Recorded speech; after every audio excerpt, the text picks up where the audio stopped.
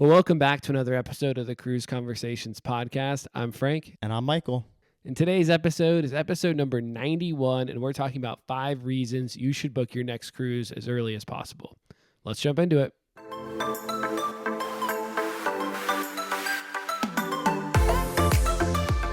Well, hey, just a couple of reminders for this week. We just dropped our recent vlog. Michael was on MSC Seashore, so make sure you go check that out. We've also got some icon vlogs on there, Utopia of the Seas vlogs. So if you're one of those people that likes to see the cruise ships or just kind of see what we do when we're on board a cruise ship, go check us out at Cruise Conversations Podcast on YouTube. You can search MSC Seashore vlog on there and you'll see that one. So go check it out. It's pretty awesome. And again, it just released last week. So Michael, before we get into this topic for today, we do have some cruise news. Why don't you let us know what's going on in the cruise world this week? Yeah, Frank. So the first piece of cruise news we have, actually, a couple weeks ago, episode 88, I think it was, we were talking about new things coming in the cruise industry in 2025. And the Norwegian Aqua was just delivered from Fincantieri shipyard. They had a ceremony over there. They had some representatives from both the shipyard and Norwegian there. And it's later this month, it's going to sail a transatlantic over here to the States and then start sailing in April. So yeah, super excited to see what the ship's all about when it gets launched. Like we said the other week, this is the first ship in the Prima Plus class. Yeah, Michael, the Norwegian Aqua, it looks insane. I think there's been a couple of social media teasers out there that I've been following along, especially on the entertainment side. So just really, really excited to see this one come out this year and kind of hear more about, the fan response from the people that really do sail Norwegian, what they think about this ship and kind of the reaction to the new Prima Plus class. So the next piece of cruise news that we have is Oceania actually is doing a world cruise. I know last year we talked a lot about the Royal Caribbean world cruise that they did, and Oceania is now launching their new one, 180 day sailing that starts in Miami. It's going to visit over 100 ports in 46 countries in 6 continents. So that's crazy. Half the year, so 6 months. Sounds like a good little sabbatical there. Maybe some of us can take that off of work and hit 46 countries. The price, this is the hard part, the price starts around $76,000, but this does include obviously your beverage package, your excursion credits, your visa, because you have to get visas obviously to enter the country, all these countries, and then obviously you got your special events and all that. So pretty expensive, but it is a really cool, probably once in a lifetime type trip that you can do. And there's actually an add-on that you can do, an epic global adventure, which makes it up to 244 days. So really, really cool. If you missed it last year, we had Leslie come on the podcast, and Leslie did a full review of her time on the world cruise. And Leslie was an incredible guest, so go check that out. You can find it on our YouTube channel. You can find it on Spotify as well. But after that interview, it really made me want to get on a world cruise myself. And just hearing about this one, it sounds like an incredible opportunity. So maybe some of our listeners will actually take this one up and board the Oceania cruise for a world cruise. So pretty cool. I was about to say, Frank, when I added this to the list, it looks amazing. And even the 244 plus day sailing, I can just imagine how much that's going to cost with the initial one being over 76,000. But yeah, sounds like a great sailing on a beautiful ship. The last piece of news we have for the day, actually, Virgin Voyages just announced they're expanding the entertainment options coming to the Brilliant Lady. They announced that they're going to have some new programming, new comedy on the ships, live music. I think they said 7 new original productions. And just a couple of them I wrote down. One of them, they are changing up their Supper Club series and are going to be doing a Roaring Twenties themed one called Up with a Twist. They have 2 shows that are actually being produced by a production company called No Ceilings. One of them is Murder in the Manor, which is going to be a murder mystery show with some guest involvement. And then another show they're doing is called Red Hot, and it's going to be a summary kind of the 50 years of Virgin Records and just some hits and behind the scenes of that. And they're also going to be doing some reimagined versions of some shows and themed parties. Scarlet Night for Alaska, they're actually going to be moving it inside and are kind of working out what the first indoor Scarlet Night's going to look like. And also some changes coming to dual reality. So, yeah, a lot on the horizon for the Brilliant Lady. Their CEO, Nirmal, kind of said, we've been challenging ourselves to continue to come out and raise the bar with the entertainment experiences we're offering. And they're also basing it based on guest feedback and knowing it's an area they need to grow in. Dude, that murder mystery one sounds super cool. So that's awesome. I'm excited to hear what people think about that one. You know what's really interesting about the Virgin Entertainment from reviews, and obviously we do bookings and stuff, so we hear what people think. And I think obviously Jeremy's been on the podcast quite a few times now to talk about Virgin, is that a lot of the reviews are shocking that it's an adult cruise line and you would think that it's a little bit more raunchy. I haven't heard that it's any different than a Royal or Carnival entertainment. And it's interesting. So we'll see kind of how that evolves. But a lot of people that go on Virgin for the first time are nervous that it's going to be a little bit the shows are going to be all in your face. And a lot of the things people are saying it's even kind of tamer than what you would see in the adult shows on a Royal or Carnival. So it is interesting because you think about adults only, that it's going to be one way, but then it's really, and I'm not talking about the parties as much, but the shows and stuff specifically. Just hearing feedback that it's not really what you would think it was when you book an adults-only cruise like Virgin. So pretty interesting. But I know I'm excited to get on Virgin one of these days. All right, Michael, so we got a really cool topic this week. We've got 5 reasons that you should book your cruise as early as possible. This one really came up this week because we've been booking a ton of cruises. We've had a lot of people reach out that say that, hey, we listened to the podcast. We want to, obviously talk to you about our upcoming cruise, and it's been really fun. It's been a really busy week, so thank you guys so much for that overwhelming response. And we can talk about how we can work with you later on in the episode. But there are a lot of people that were reaching out, and we're just surprised about some of these things that we're going to talk about today. And so that kind of, brought up the idea of, hey, let's go through these and make sure everyone understands why it is really important to book your cruise as early as possible. So number 1, you can reprice your cruise all the way up until final payment date. So for most cruises, that's within 90 days or 75 days. I think Norwegian does something a little different, but overall, that gives you so much time. So if you book your cruise, say you're booking 2 years in advance, you can really reprice your cruise all the way up to the last few months. We have group rates on a lot of travel agents have group rates. Those rates are also refundable deposits so that you can put your deposit down. Let's say you're hey, I'm 50-50 if I'm going to go on this cruise.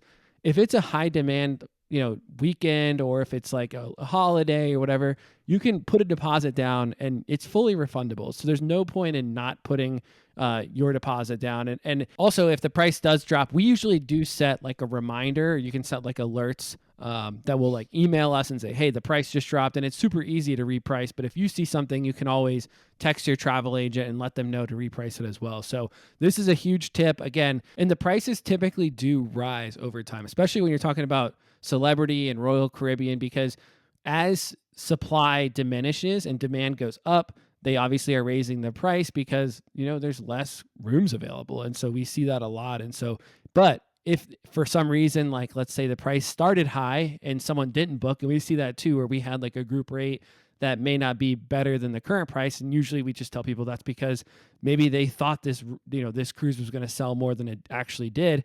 You can always get repriced. So just a reminder that, if you do book early, you're not losing out on any deals or any promotions that may come up in, the next 6 months, year plus. We've got cruises that are already booked into next fall. And the reason for that, again, is that if it does, drop, we'll get that better price.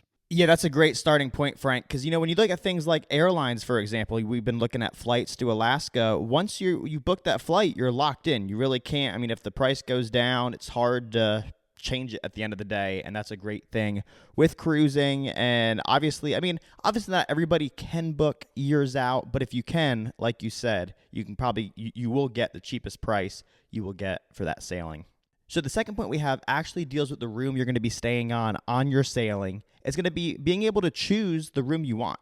You can go the cheapest route available and choose a guaranteed room and all of that. But at the end of the day, if you're booking out early, you're probably going to want to select your room. A lot of the ships these days have all different room types, from your interiors to your ocean views to all different types of balconies these days. And, at the end of the day, you don't want to get stuck in a bad location on the ship. And if you're booking far out, you're probably aware of this. You don't want to be underneath the pool deck or probably above or below entertainment venues, for example. So when you're booking out early, like we said, choosing a room, that's going to be helpful when it comes to that. And a common room type that is going to be super helpful to book early out is the connected rooms on the ships.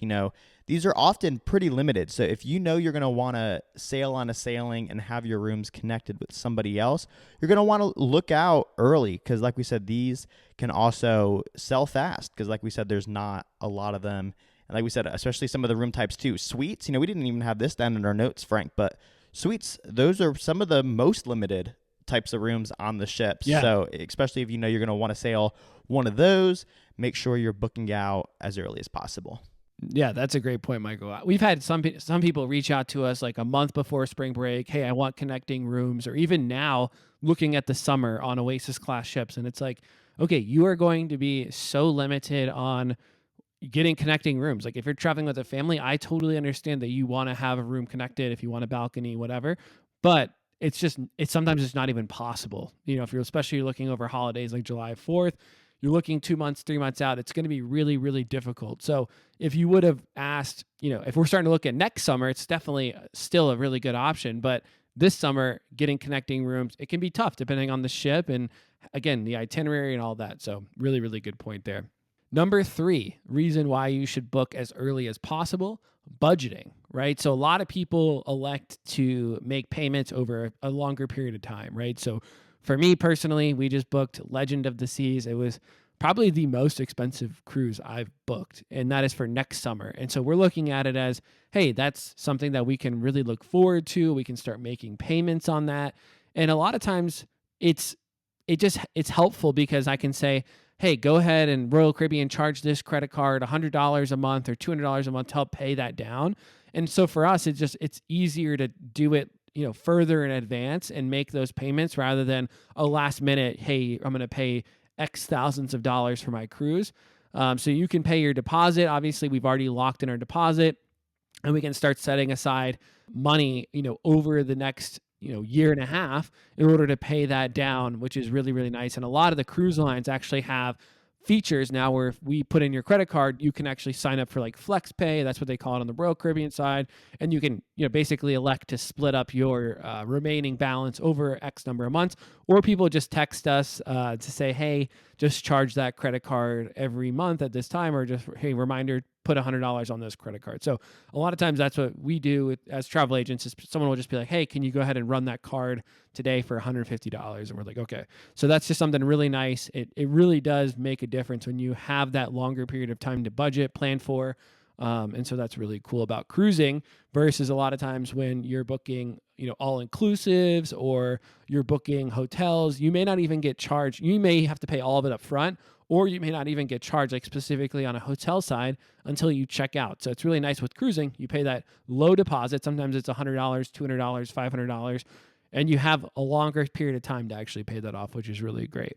Yeah, that's a great point, Frank. And I think at the end of the day, if you're going to go the budgeting route, stick to it. I think we were both guilty a little with our Alaska sailing. We were just talking the other day how the last payment is creeping up, and it was something that we're like, oh, yeah, we get all this time to pay it off. And now we're like, oh, yeah, we didn't make as many payments as we wanted to leading up to it.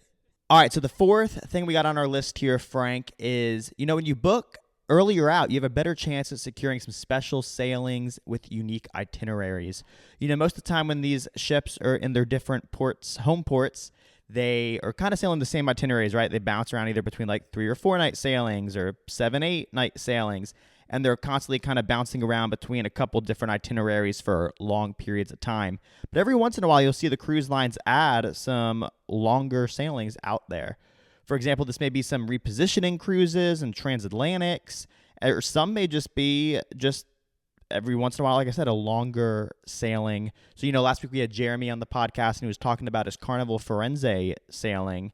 Its sister ship, the Venezia Carnival, just announced it's going to be doing a special sailing next January. It's going to be a 14-night sailing that hits up the Panama Canal and Southern Caribbean. So it's super neat. I mean, Carnival has, they call these like their Carnival Journey sailings. And like I said, at the end of the day, they're limited. But this sailing, you're going to be going to places like Aruba, Limon, Jamaica, the Panama Canal itself.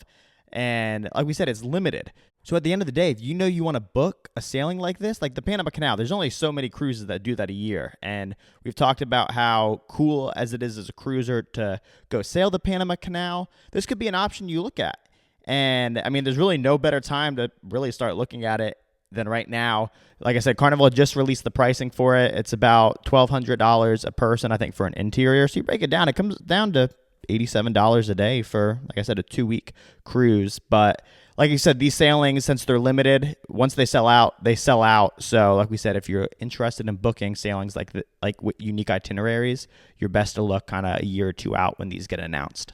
You know, Michael, we didn't mention this one in the cruise news section of this podcast, but Royal Caribbean, speaking of this, just announced that they're going to have, I think, Jewel of the Sea sailing out of Colombia, South America for the first time. I believe they haven't done this in well over a year, going to the Southern Caribbean, Panama. So it's really, really cool to see. Again, if you were like wanting a specific itinerary, or even if you wanted to sail from like a port like San Juan, Puerto Rico, and hit different ports, those are the ones that are really hard to get into, and highly recommend booking those as early as possible. Okay, our last point, why you should book your cruise as early as possible. More time to rally the troops and get your friends booked and on board with you. I mean, this one really hits home for me because I feel like when I have more time to talk to my friends about the upcoming cruise, there's more likely a chance that they're going to end up coming. I mean, if you throw something on someone 2 weeks before and say, hey, I'm going on this cruise, or even 2 months before, or even 6 months, it's hard to like plan around that PTO travel. But if you give someone like a year and a half notice of like, hey, I'm planning this cruise, we're going to the Mediterranean, or we're going, even to the Caribbean, it gives them enough time, again, to budget, do all the things that we talked about above, and really plan out their PTO and kind of plan, babysitters, or just like figure out things like getting things organized that they need to do around the house before that big trip comes up. So for me, cruising is always better when you're with your friends. I mean, we've cruised, Michael, so many times together, and we've had, different groups and everything. And every time you cruise with a different group, it's so much more fun, I feel like, than just cruising by yourself. I mean, I love cruising just me and Scotty, but bringing people and other couples and friends really is what makes it awesome.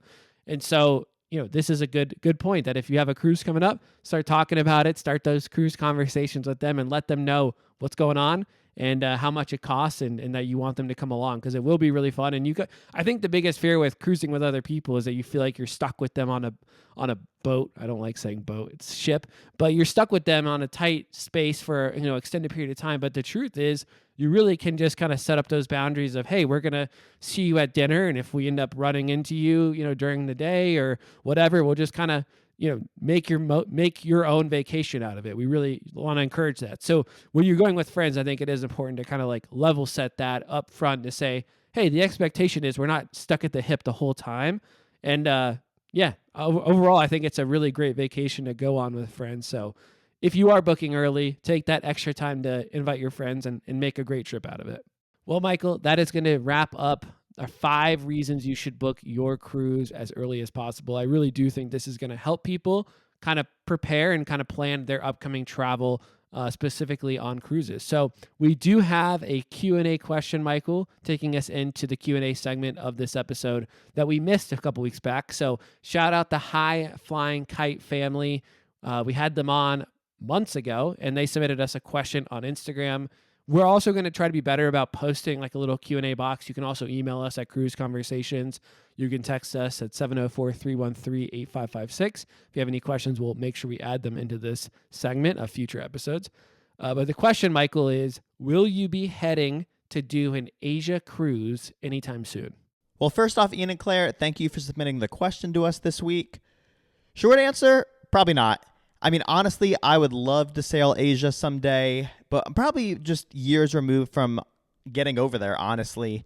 I've been seeing some cruise content of people sailing over there, and just a lot of the destinations look super cool. And I do, like I said, there's total interest in me going over to Asia someday. Like I said, a couple years ago, I did Europe for the first time.